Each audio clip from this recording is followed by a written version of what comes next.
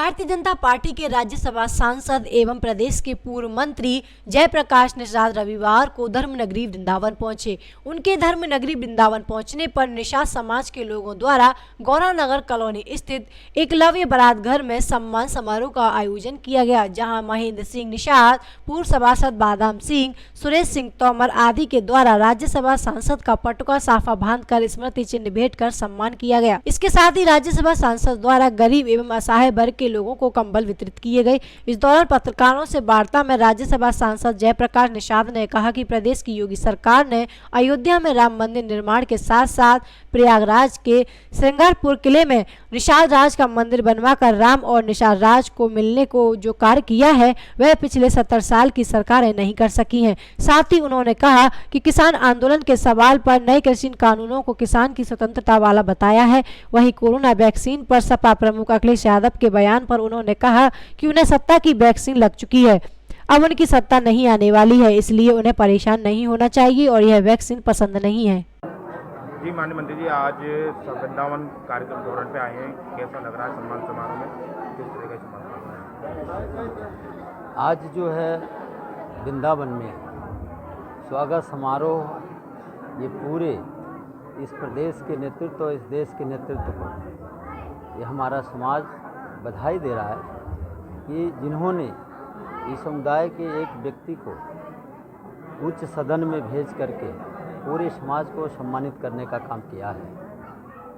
और समाज आज पूरा बधाई दे रहा है श्री नरेंद्र मोदी जी को, पूज्य योगी आदित्यनाथ महाराज जी को, श्री JP नड्डा जी को, स्वतंत्र देव सिंह जी को और माननीय सुनील बंसल साहब को, जिन लोगों ने एक मछुआरे के बेटे को, एक मझवार के बेटे को जो है इस देश की सबसे सर्वोच्च सदन राज्यसभा का मेंबर बना करके पूरे समूचे भारतवर्ष के मछुआरों का मान सम्मान बढ़ाया है। इसलिए हम अपनी समाज की ओर से अपने शीर्ष नेतृत्व और प्रदेश नेतृत्व को बहुत बहुत मैं बधाई देता हूँ। त्रेता युग से ही निषाद समाज का श्री राम के से समर्पण रहा है और अयोध्या में राम का मंदिर बनने जा रहा है, क्या कहेंगे आप इस बारे में? और निज समर्पण के कार्यक्रम शुरू है।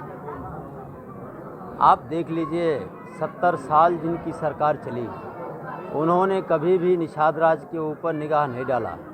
जैसे ही भारतीय जनता पार्टी की सरकार बनी, उन्होंने सबसे पहले अगर श्री राम का मंदिर बना रहे हैं तो श्री श्रृंगारपुर में, जो प्रयागराज में श्रृंगारपुर है, निषाद राज का जो किला, उसमें उनका मंदिर बना करके और राम और निषाद राज का मिलन का एक मंदिर बनाते हुए वहाँ सौंदर्यीकरण करा करके उनको भी सम्मानित करने का काम इस देश और प्रदेश की सरकार कर रही है। बार बार किसानों के आंदोलन के बाद में सरकार के नीतियाँ फिर जा रही है, वार्ता बार बार फिर जा रही है, क्या कहेंगे इस बारे में? आज इस देश की सरकार किसानों के लिए पूरी तरह से कटिबद्ध है और किसानों की आय दोगुना करने के लिए उन्होंने संकल्प लिया है और सरकार चाहती है कि आज तक जो किसानों को लोग छलते आए हैं, निश्चित तौर पर किसी भी बिचौलिए और किसी भी धोखाधड़ी करने वाले को अपन अपने नहीं दिया जाएगा। किसानों का राज होगा, किसान स्वतंत्र होगा और किसान की आय दोगुनी होगी।